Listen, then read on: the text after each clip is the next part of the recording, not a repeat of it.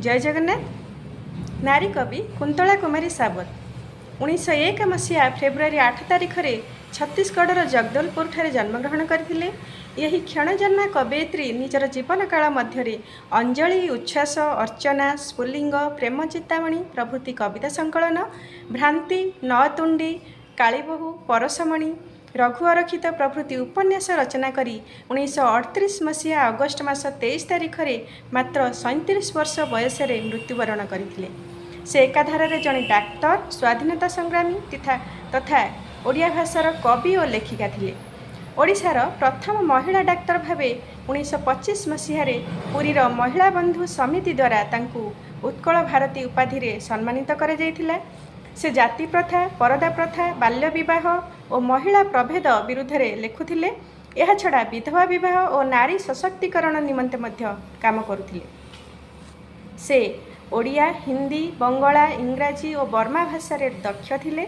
महावीर, जीवनी और नारी भारती भली हिंदी पत्रिका मानकर से संपादिका थिले। ओडिया भाषार उन्नति निमंते दिल्ली रे से भारती तपोवन संघ नाम एक समिति गठन करथिले। तांकर गोटे कविता शेफाली प्रति, जो कि शेफाली बा गंगशिउली और जीवनर तुलनात्मक दिग को उन्मेषण करिसेंती। आसंतु ये कविताटी पाठ करिबा।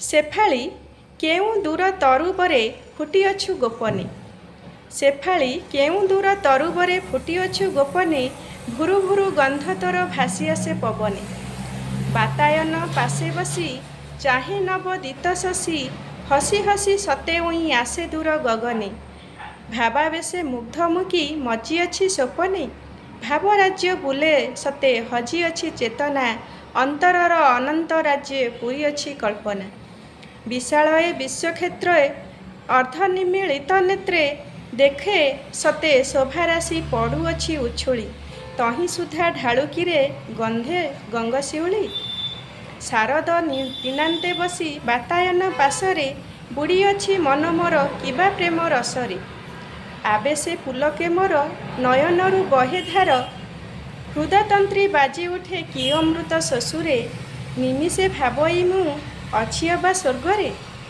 सारा दिन परिश्रम क्लेश क्लांति अशेष, नाना चिंता रोग शोक कष्ट देला विशेष, जहु रवि अस्ताचले धीरे धीरे ढली गले, संध्या गाथा गाई पक्षी फेरीगले स्वसदने, तम राशि बोलीदेला निशाधरा आनने, नीलनभ मंडी धीरे हसी दीप्त लोचने, देखादेले शत शत तारा ज्योति बसने, अंगे बड़ी सुधाराशि शशांक उईला आसी, झरी झरी पड़िला कि भुवन रे अमृत, सते कि धरणी राणी दुखे हेला विस्मृत, रविवीर हरे धनी कांदुथिला मौने, अंधकार नत नेत्रे विषादित बदने, चांदकी आसिला उई चांदिनी चुंबिला भुई, हसिला कि बासुमती चारु शुभ्र दुकुले, फुटिलु शेफाली रही तुकी प्रेम आकुले।